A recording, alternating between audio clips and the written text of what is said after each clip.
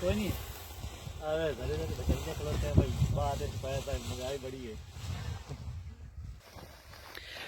ہمارے معزز ناظرین، آج کا ہمارا جو ویلاگ ہے وہ ہمارے کسان کے متعلق ہے. آپ اس وقت دیکھ سکتے ہیں کہ یہ کسان کے بچے ہی ہیں جو اس وقت شدید سردی میں فصلوں کو پکانے کے لیے محنت کر رہے ہیں. ایک طرف یہ آلو کی فصل ہے اور دوسری طرف یہ گندم کی فصل ہے. یہی گندم اور یہ آلو یہ پاکستان کی عوام کی بنیادی ضروریات زندگی میں سے یہ دونوں چیزیں ہیں. اب المیہ یہ ہے، یہ جو آپ دیکھ رہے ہیں ساتھ کھاد پڑی ہے، اب کسان کو یہ کھاد نہیں مل رہی. پاکستان ایک زرعی ملک ہے اور زرعی ملک میں جس میں کسان معیشت کی ریڑھ کی ہڈی ہے اس میں اب کھاد نہیں مل رہی. اب یہ جو کھاد لے کر آئے ہیں یہ 5500 روپے فی بوری، جس کا ایکچوئل ریٹ تقریباً کو 36 یا 3700 روپے ہے. اب یہ 5500 روپے میں لے کر آئے ہیں اور وہ بھی 2-3 دن پہلے بکنگ کروائی ہے کہ جی ہمیں کھاد چاہیے. مطلب کہنے کا مقصد یہ ہے کہ وہ چیز جو فصل کے لیے بنیادی چیز ہے وہ کسان کو مل نہیں رہی. اب یہی کسان ہے، یہ اپنی زمینوں سے آلو پیدا کرے گا، گندم پیدا کرے گا، شوگر کین گنا پیدا کرے گا، مکئی پیدا کرے گا، چنے پیدا کرے گا. اٹ مینس کہ جو انسان کی کھانے پینے کی ساری چیزیں ہیں وہ ایک کسان پیدا کرتا ہے. لیکن افسوس کی بات یہ ہے کہ کسان وہ واحد شخص ہے جو اپنی فصلوں کا ریٹ طے نہیں کر سکتا. اگر آپ کسی ریڑھی والے کے پاس چلے جائیں تو وہ آپ کو اپنی مرضی کے علاوہ کوئی چیز نہیں دے گا. آپ لاکھ کوشش کر لیں لیکن اگر اس کو کسی بھی قسم کا کوئی نقصان لگ رہا ہوگا تو وہ آپ کو کوئی بھی چیز نہیں دے گا جب تک کہ اس میں سے وہ اپنا منافع کی جو ریشو ہے وہ نکال نہیں لے گا. حالانکہ یہ کسان ہے، یہ آلو اگر یہ پروڈکشن اس کی ہے تو ریٹ بھی اس کی مرضی کا ہونا چاہیے.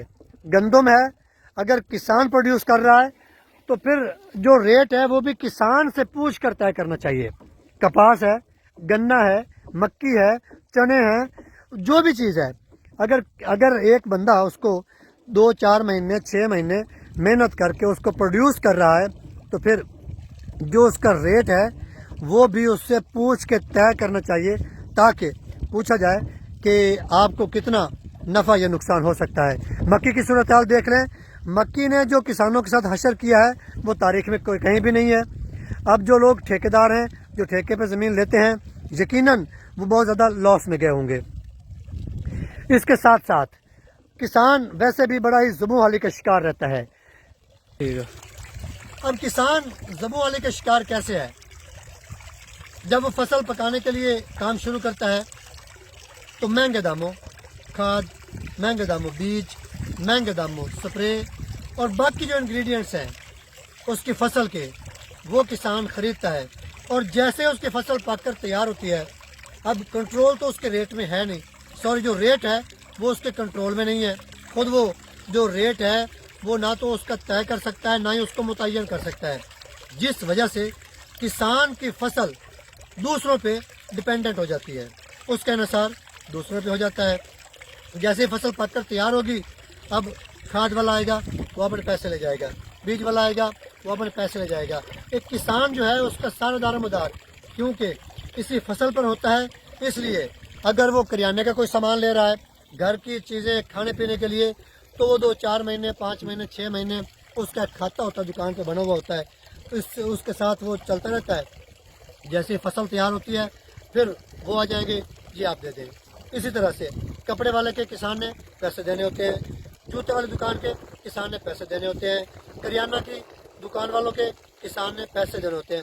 حالانکہ آپ اگر دیکھیں تو جو لوگ بھی اس وقت تمام پاکستان کے، اگر ہم لوگ بات کر رہے ہیں کہ تمام پاکستان میں جو لوگ بھی کسی بھی قسم کا کاروبار کر رہے ہیں اس کی جو بنیاد ہے، اس کی جو بیس ہے، یہی کسان ہے. اگر کسان کی فصل اچھی ہوگی تو بازار میں किसान ज़्यादा जाएंगे, पैसे ज़्यादा होंगे तो ज़्यादा पैसे लेकर बाज़ार में जाएंगे। कपड़े वाले की सेल अच्छी होगी, जूतों वालों की सेल अच्छी होगी, फ्रूट वाले की सेल अच्छी होगी, करियाने वाले का सामान ज़्यादा बिकेगा, उसकी सेल अच्छी होगी। इट मीन्स कि जो बेस है वो किसान है, अगर उसकी फसल अच्छी हो रही है, उसको फसल के रेट्स अच्छे मिल रहे हैं, तो उसकी जो आमदनी है वो बढ़ेगी। और जैसे ही किसान की आमदनी बढ़ेगी तो पूरे पाकिस्तान में जितने भी कारोबारी लोग हैं उनकी ऑटोमेटिकली आमदनी बढ़ जाएगी, क्योंकि जो बेस है, जो बुनियाद है, वहाँ पे जो पैसा है वो ज़्यादा आ रहा है। अब अलमिया तो ये है, अफसोस का मकाम तो ये है कि पाकिस्तान में जो हुकूमतें बन रही हैं वो सारे दिहाड़ीदार हैं, वो खुद दिहाड़ी लगाने वाले हैं।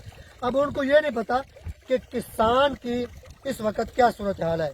अब जो किसानों की पॉलिसी बनाते हैं, कभी वो ज़मीनों में आए हों तो उनको पता हो कि ज़मीन को पानी कैसा लगता है, हल कैसे चलाए जाते हैं, ट्रैक्टर कैसे चलता है, उसके बाद बीज कैसे डालते हैं, खाद कैसे डालते हैं। उन लोगों को क्या पता। इस वक्त आप मौसम देख लें कितना सर्द है, और सर्द मौसम में भी जो किसान हैं वो अपनी अपनी मेहनत में लगे हुए हैं, क्योंकि उनको पता है कि अगर ये नहीं करेंगे तो बच्चे भूखे मर जाएंगे। लेकिन जो पॉलिसी मेकर्स हैं, जो पॉलिसीज बनाते हैं, अब उनको क्या पता कि किसान किन मुश्किलात से दो चार होता है, किसान कितनी एफर्ट करता है, किसान कितनी मेहनत करता है। उन्होंने तो एयर कंडीशन रूम्स में बैठ के 2-4 लाइनें लिखनी है जी, ये फैसला है, इस पे सारा पाकिस्तान अमल दरामद करे। होना ये चाहिए कि जब पॉलिसी बनती है, अगर किसानों की पॉलिसी बन रही है तो उसमें किसान लाजमी शामिल होना चाहिए, जिनको ग्रास रूट लेवल के किसान शामिल होने चाहिए, जिनको पता हो कि किन किन मुश्किलात का सामना होता है और किसान को किस किस्म की हम लोग जो है वो फैसिलिटेशन दे सकते हैं। हालांकि जो हमारी हुकूमतें हैं वो तो खुद दिहाड़ीदार हैं, आते हैं, दिहाड़ी लगाते हैं, चले जाते हैं, क्योंकि उनको पता है कि नेक्स्ट हो सकता है कि हम लोग हुकूमत में ना आए। जो हमारे मुंतखब नुमाइंदे होते हैं उनको भी यही अंदाज़ा होता है कि मुमकिन है कि अगली दफ़ा हम लोग शायद मुंतखब हों या आवाम की नुमाइंदगी ना कर सकें।